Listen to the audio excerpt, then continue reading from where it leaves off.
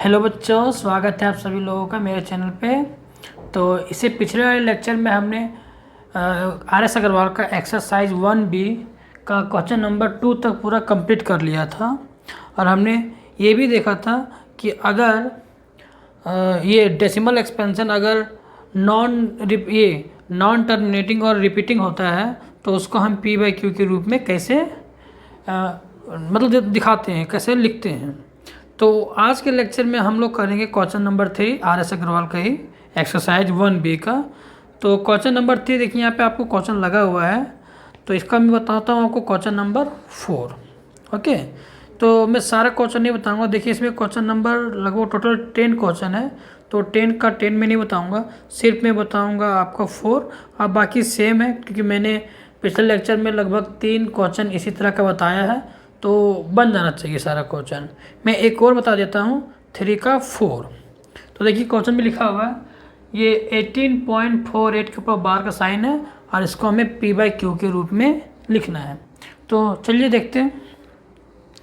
तो सबसे पहले क्या करते हैं हम लोग, तो सबसे पहले करते हैं हम लोग इसको मान लेते हैं x equal to let x is equal to 18 और इसको हम लिख सकते हैं ऐसे खोल के 48 और ऐसे से डॉट डॉट डॉट। ओके, अब क्या करते हैं, तो देखिए जितने डिजिट के ऊपर बार का साइन लगा होता है उतने 10 से मल्टीप्लाई करते हैं। तो यहाँ पे 2 डिजिट के ऊपर बार का साइन लगा हुआ ना, तो यहाँ पे 2 10 से मल्टीप्लाई करेंगे, यानी 100 से मल्टीप्लाई करेंगे।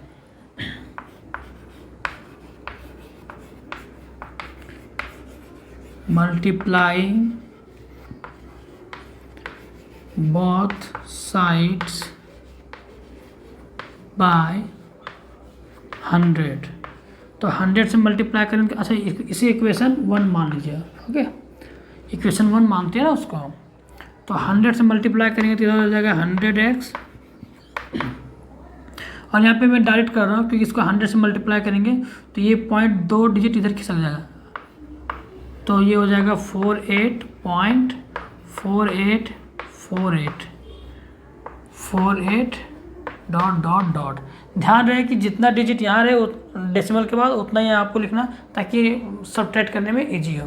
ओके, और वैसे भी आ जाएगा, नहीं भी रहेगा तो कोई दिक्कत नहीं, वो सॉल्व हो जाएगा।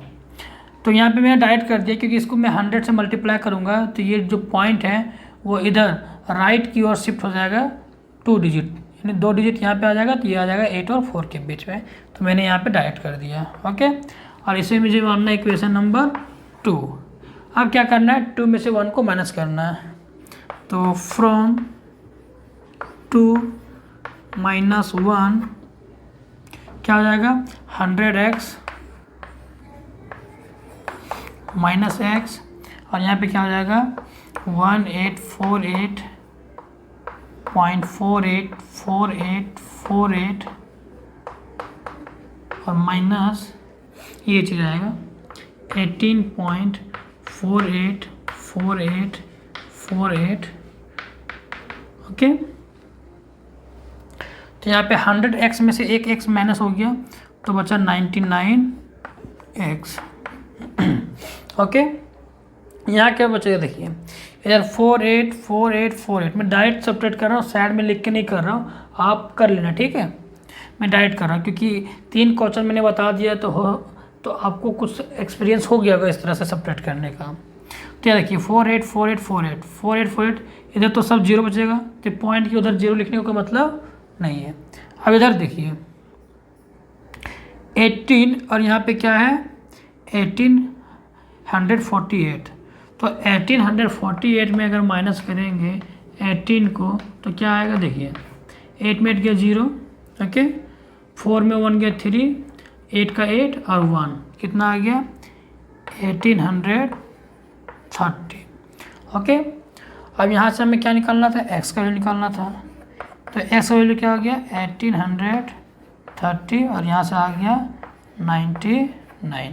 तो यही क्या है आंसर। अब देखते हैं इसका आंसर क्या है, मैच कर लेते हैं। ओके, यस, इसको काट के लिखा गया है। ओके, इसको आप काटोगे 3 से तो ये कटेगा 33 टाइम्स में, और ये कट जाएगा आपका 610 टाइम्स में। देखिए खुद 3 से काटिए, 3 6 18 और 3 1 3 और 8 0 का 0, तो क्या आ गया 610/33। तो ये क्या हो गया आंसर। ओके, तो चलिए अब ये आपका हो गया। अब जो क्वेश्चन नंबर 4 है वो बता देता हूँ, बाकी ये क्वेश्चन नंबर 3 का बाकी सॉल्व कर लीजिएगा। तो अब मैं बता रहा हूँ क्वेश्चन नंबर 4। तो चलिए देखते हैं अब क्वेश्चन नंबर 4। क्वेश्चन नंबर 4 क्या कह रहा है कि इसको अब हमें लिखना है P/Q के रूप में। तो अभी तक हमने जो सीखा था वो सिंगल आता था, सिंगल स्टेप का, और उसको P/Q के रूप में लिखते थे। बट अब देखिए इस टाइप का वो 2 आ गया और एडिशन में है, तो इसमें घबराने की जरूरत कुछ नहीं है, वैसे ही बनाना है। पहले आप इसको सॉल्व कर लीजिए, फिर इसको सॉल्व कर लीजिए, दोनों का अलग अलग P/Q के रूप में आएगा, यानी फ्रैक्शन के रूप में आएगा, और लास्ट में हम लोग क्या करेंगे, जोड़ देंगे। ओके, तो एक काम करता हूँ, इसको मैं मान लेता हूँ x और इसको मैं मान लेता हूँ y, यानी x + y, और x और y का वैल्यू निकाल के लास्ट में जोड़ देंगे, तो हमारा क्या आ जाएगा आंसर। तो चलिए पहले निकालते हैं x। तो यहाँ पे क्या हो जाएगा, x बराबर क्या है, लेट x = 2.3, और इसको लिख सकते हैं 3636 इस तरह से। ओके, ये क्या हो गया इक्वेशन नंबर 1। सेम प्रोसेस वही है, कोई चेंजेस नहीं है, सेम प्रोसेस है। अब बार 2 डिजिट के ऊपर लगा हुआ है, यानी 100 से मल्टीप्लाई करना होगा। तो यहाँ पे लिखूंगा मल्टीप्लाइंग both sides by 100। तो 100 से मल्टीप्लाई करते यहाँ जाएगा 100x, और यहाँ पे इसको 100 से मल्टीप्लाई करेंगे तो ये पॉइंट शिफ्ट होकर यहाँ चला जाएगा, यानी 236.36 ... ओके, आप यहाँ पे 36 और लिख सकते हैं, कोई दिक्कत नहीं है। और इसको भी मान लेते हैं इक्वेशन नंबर 2। अब यहाँ पे क्या करेंगे, इस इक्वेशन 2 में से 1 को हम सब्ट्रैक्ट करेंगे। तो फ्रॉम 2 - 1, तो 2 में से 1 माइनस करेंगे तो 100x में से x माइनस करेंगे तो क्या हो जाएगा, लिख ही करता हूँ सबसे अच्छा रहेगा। यहाँ क्या हो जाएगा 236.36 ... और ये वाला ये 2 में से ये माइनस होगा 1, तो ये क्या हो जाएगा 2.3636। अब यहाँ 4 पॉइंट, यहीं 4 डिजिट तक है, तो मैं भी यहाँ पे लिखूँगा 4 डिजिट तक। ओके, कोई प्रॉब्लम नहीं इसमें। तो यहाँ पे देखिए 100x में से x माइनस हो गया 1x, तो हो गया 99x। ओके, यहाँ पे 3636 उधर तो 0 हो जाएगा, और यहाँ पे 236 में 2 माइनस होगा तो हो जाएगा 234। ओके, तो ये हो गया आपका x = 99/234। कटता काट दीजिए, देखिए सॉरी मैंने उल्टा लिख दिया, 234/99। कटता काटिए, देखिए 2 से, सॉरी 3 से कटेगा, 2 से नहीं कटेगा। हाँ 2 से भी कट जाएगा, पर ऊपर तक कटेगा, 2 से नीचे नहीं कटेगा। तो 3 से काटते हैं, 3 से 1 = 21, 2 अच्छा हो जाएगा 24, 3 8 = 24, और ये हो जाएगा 33, यानी 78/33। ये आ गया x का वैल्यू। ओके, किसका वैल्यू आया, x का। अब मैं एक काम करता हूँ, जगह हो जाएगा आई थिंक, वरना एक काम करता हूँ मैं x का वैल्यू लिख लेता हूँ।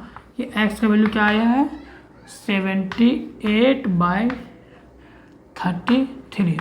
अब मैं y के लिए सॉल्व करूँगा, सेम प्रोसेस y के लिए भी होगा, और लास्ट में x और y का वैल्यू आएगा, तो लास्ट में x और y का वैल्यू जोड़ के हम लोग निकाल लेंगे। तो इसको मैं मिटा रहा हूँ पूरा।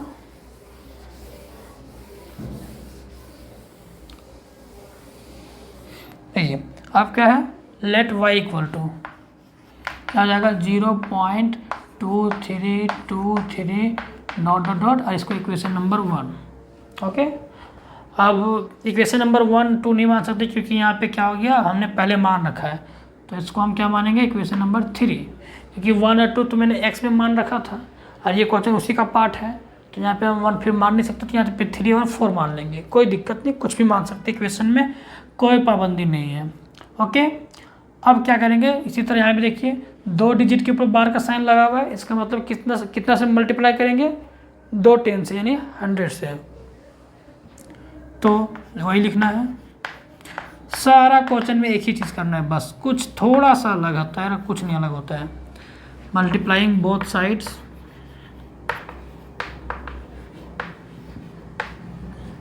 बाय 100 से मल्टीप्लाई करेंगे तो इधर हो जाएगा 100y और इधर हो जाएगा ये पॉइंट 2 डिजिट इधर शिफ्ट कर जाएगा, नहीं यहाँ पे आ जाएगा, तो ये आ जाएगा 23.23 ऐसे।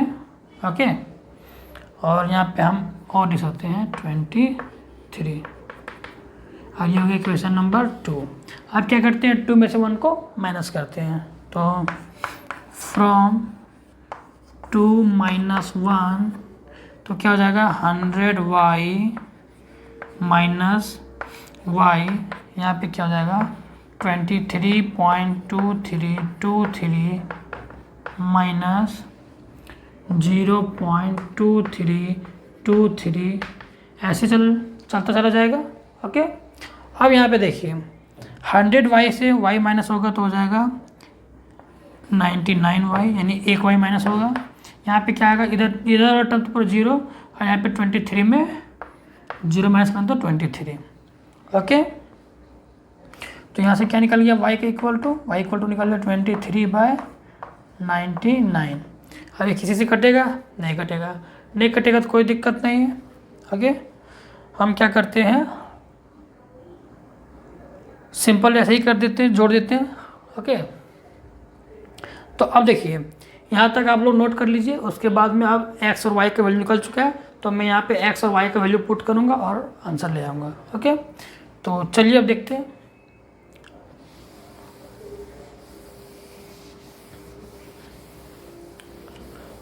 तो देखिए हमने पहले x का वैल्यू निकाल रखा था और y का वैल्यू आ गया है। अब क्या करना है, यहाँ पे x और y का वैल्यू रखना है और सॉल्व करना है बस। तो x का वैल्यू क्या है 78/33 प्लस, और यहाँ पे क्या है 23/99। ओके, तो अब क्या करना है, एलसीएम लेना है, तो 33 और 99 का एलसीएम हो जाएगा 99। ओके, यहाँ से हो जाएगा 3 टाइम्स में और 3 टाइम्स यहाँ मल्टीप्लाई हो जाएगा ये, तो ये क्या हो जाएगा 3 8 24 का 4 2 3 7 21 और 2 23। कोई फ़ायदा नहीं हुआ काट उठ के वहाँ पे। अगर सिंपली अगर हम वैसे ही रखते हो जिसको काटे हैं, अगर उसको सिंपली वैसे ही रखते जैसे आया था, तो यहाँ पे अभी ये इतना करना नहीं पड़ता, डायरेक्ट ऊपर वाला जोड़ देते हैं सिर्फ। पर कोई नहीं, जाने दो। मतलब यहाँ पे हम क्या कर रहे हैं, बेसिकली भिन्न का जोड़ी कर रहे हैं, यानी जो फ्रैक्शन का एडिशन होता है ना वही कर रहे हैं और कुछ नहीं। और ये तो 1991 हो जाएगा यानी 23। अब ऐड कीजिए कितना हो जाएगा 3 4 7 2 3 5 और यहाँ पे 0 और 2 2 हो गया। ओके, और यहाँ पे हो गया 99। तो ये हो गया आपका आंसर। ओके,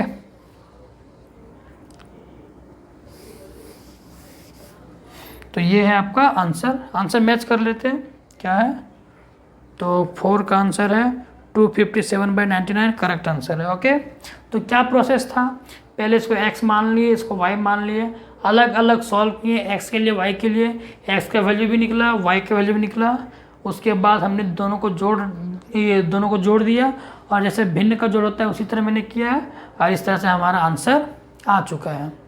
ओके, तो ये RS अग्रवाल का एक्सरसाइज 1B का क्वेश्चन नंबर 4 था। तो क्वेश्चन नंबर 5 भी सेम है, यहाँ पे आप देख पा रहे हैं मैंने लगा दिया साइड में। तो क्वेश्चन नंबर 5 भी सेम है, आपको उसको भी P/Q के रूप में लिखना है, तो मैं इसको नहीं बताऊंगा, आपको खुद करना है वैसे ही।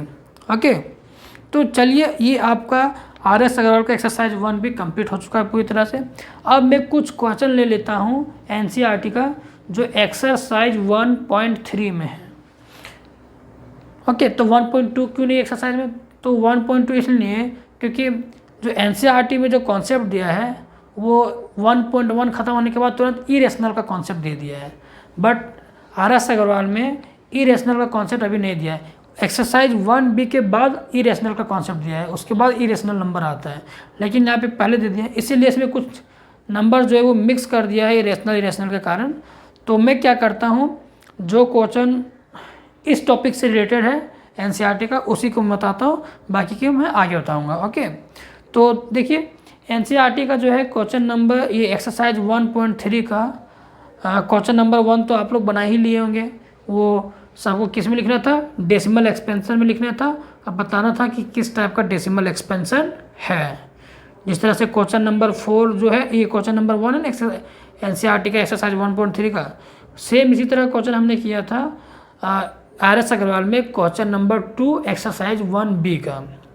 एक्सरसाइज 1B का जो क्वेश्चन नंबर 2 है वो सेम वैसा ही क्वेश्चन है जैसे आपका एनसीईआरटी में एक्सरसाइज 1.3 का क्वेश्चन नंबर 1 दिया है, इसीलिए मैं इसको छोड़ रहा हूँ, या फिर मैंने होमवर्क ही दिया होगा पिछले क्लास में, तो आप इसको बना लेना। ओके, तो इसका देखते हैं क्वेश्चन नंबर 2।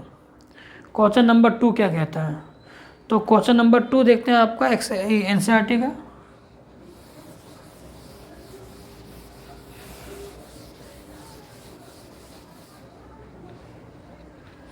देखिए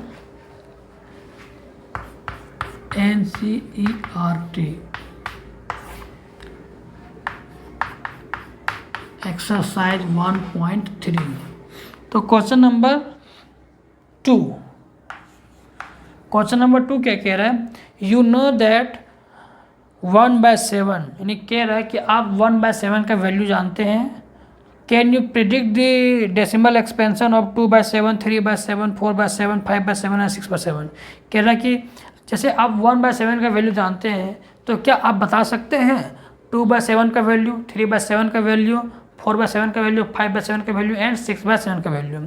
कह रहा है कि आपको डिवीजन प्रोसेस नहीं करना है, यानी डिवीजन करके तो हम पता कर सकते हैं कि किस तरह का डेसिमल एक्सपेंशन है, या उसका डेसिमल एक्सपेंशन का जो फॉर्म है वो लिख सकते हैं, बट यहाँ पे डिवीजन मेथड यूज़ नहीं करना है, आपको ऐसे बताना है। तो आपको देखिए हिंट दिया है, मतलब कि हिंट भी दे दिया है, प्लस कि आपको ये दे रखा है कि 1/7 का वैल्यू कितना है।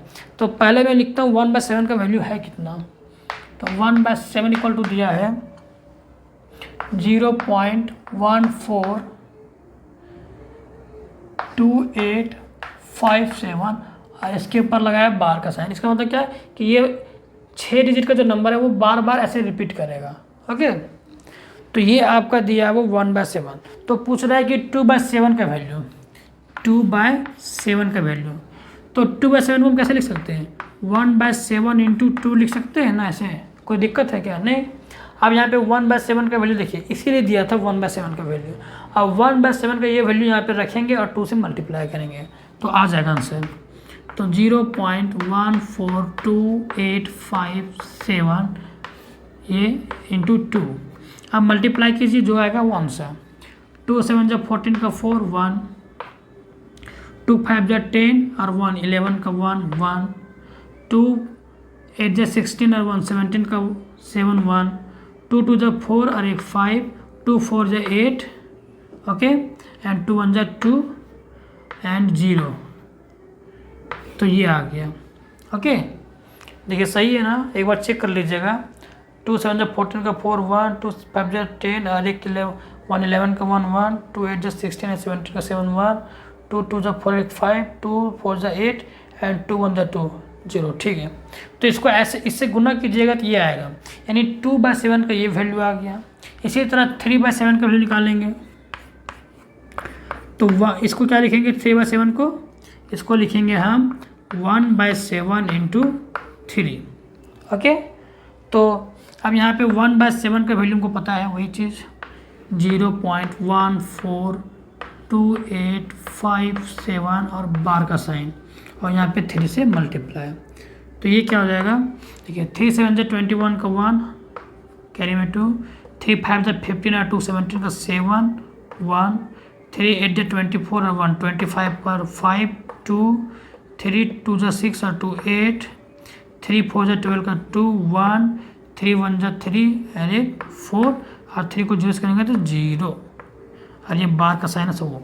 तो ये हो गया आपका 2/7 का आंसर, ये हो गया आपका वैल्यू, सॉरी 3/7 का वैल्यू। इसी तरह आप 4/7 का, 5/7 का एंड 6/7 का निकाल लीजिएगा। ओके, कैसे 1/7 इंटू 4 करके, 1/7 इंटू 5 करके, 1/7 इंटू 6 करके, इस तरह से आप बाकी का वैल्यू निकाल लीजिएगा। मैं आगे का नहीं कर रहा हूँ क्योंकि कुछ काम आपको भी करना पड़ेगा, सब मैं ही करा दूंगा, कोई फ़ायदा है नहीं। तो मैंने 2 बता दिया कि कैसे करना है, बाकी आप खुद से करना, कुछ नहीं करना, मल्टीप्लाई करना है बस सिर्फ। यहाँ पे 2 को मल्टीप्लाई किया, 3 को मल्टीप्लाई, तो यहाँ पे 4 मल्टीप्लाई हो जाएगा। तो इस तरह से मतलब मल्टीप्लाई करके आपको करना सारा। ओके, तो ये हो गया आपका क्वेश्चन नंबर 2 कंप्लीट। अब क्वेश्चन नंबर 3 देखिए एनसीईआरटी का। तो ये वो उसी तरह का क्वेश्चन है जो मैंने अभी तक प्रैक्टिस करवाया है आपका। तो सबको P/Q के रूप में लिखना है, तो मैं इस क्वेश्चन को छोड़ रहा हूँ, ठीक है, ये आप खुद से बना लीजिएगा। ओके, तो मैं क्वेश्चन नंबर 4 थोड़ा सा बता दे रहा हूँ, वो भी सेम है बट थोड़ा सा अजीब क्वेश्चन लिखा है कि are you surprise by your answer with your teacher and classmate. तो हो सके कि कुछ बच्चे इस चीज़ को, ये वर्ड को पढ़ के थोड़ा सा शौक हो जाए कि ये किस टाइप का दिया है। तो कुछ नहीं, वैसा ही है, बस सिर्फ क्वेश्चन को थोड़ा अलग लैंग्वेज में लिखा है। तो चलिए देखते हैं क्वेश्चन नंबर 4 क्या कह रहा है एनसीईआरटी का। देखिए क्या दिया हुआ, express 0.999 in the form of PQ। तो क्या दिया है क्वेश्चन आपका, 0.9999, इसको P/Q के रूप में लिखना है। तो कैसे लिखते हैं, मान लेते हैं इसको, late x equal to 0.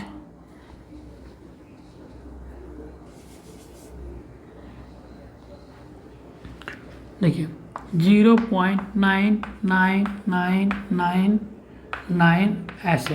Okay, और यह इक्वेशन नंबर 1। अच्छा, इसको मैं ऐसे लिख सकता हूँ क्या, 0.9 का बार, क्योंकि 9 रिपीट कर रहा है, इसको ऐसे लिख सकते हैं 0.9 का बार।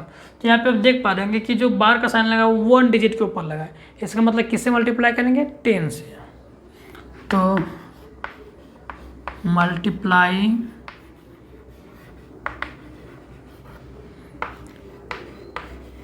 both sides by 10। तो 10 से मल्टीप्लाई करेंगे तो इधर हो जाएगा 10x इक्वल टू, ये हो जाएगा इधर मल्टीप्लाई होकर ये यहाँ पे शिफ्ट हो जाएगा एक पॉइंट इधर, तो ये हो जाएगा 9.9999 और ऐसे चलता चला जाएगा, और माइनस ये 0.99999। ओके, तो इसको मान लेंगे, सॉरी अभी मैंने सब्ट्रैक्शन नहीं किया है तो इसको अभी लिखने का ज़रूरत नहीं है, क्योंकि मुझे भी इसको इक्वेशन नंबर 2 मानना है। ओके, तो अब क्या करते हैं, अब 2 में से 1 को माइनस करते हैं, फ्रॉम 2 माइनस 1। तो यहाँ पे क्या हो जाएगा 10x माइनस x, और यहाँ क्या हो जाएगा 9.99999 माइनस उसके बाद ये 0.99999। ओके, तो यहाँ पे देखिए 10x में से x माइनस हो गया तो बचा 9x, और यहाँ पे क्या आ गया, इधर तो पूरा 0 हो जाता है और ये बचा 9 में 0। तो यहाँ पे x इक्वल टू क्या हो गया 9/9 यानी 1। तो आंसर क्या आया 1। तो क्वेश्चन में वही बोल रहा था कि क्या आप इसको अगर P/Q के रूप में लिखते थे क्या सरप्राइज होते हैं, क्योंकि मैंने इससे पहले जितना भी क्वेश्चन बताया इस टाइप का उसमें इस तरह का आंसर नहीं आता कि 1, लेकिन इसमें क्या आ गया 1। इसका मतलब 0.99999 जो होता है ना उसको आप 1 के बराबर लिख सकते हो। ओके, उसको आप 1 मान सकते हो, ऐसे सेम प्रोसेस था। ओके, तो ये आ गया आंसर। तो यही इसीलिए 1 आया ना, इसीलिए क्वेश्चन में लिखा है कि क्या आप सरप्राइज हुए हैं इस क्वेश्चन को करके। तो बस वही कि देखो इस टाइप का क्वेश्चन था जिसको करने पर 1 आ गया, मतलब सॉल्व करने पर क्या आ गया, PYQ के रूप में 1, यानी 1/1 आ गया, एक ही चीज़ होता है। तो ये क्वेश्चन NCERT का लगभग चौथा कंप्लीट हो गया है। तो आगे जो क्वेश्चन 5, 6, 7 है वो इरेशनल नंबर पे है, तो मैं अभी उसको बताया नहीं हूँ इरेशनल नंबर। तो हमारा जो अगला टॉपिक है वो इरेशनल नंबर ही है। तो आज के लेक्चर में इतना ही रखता हूँ, मिलते हैं नेक्स्ट लेक्चर में, तब तक के लिए थैंक यू।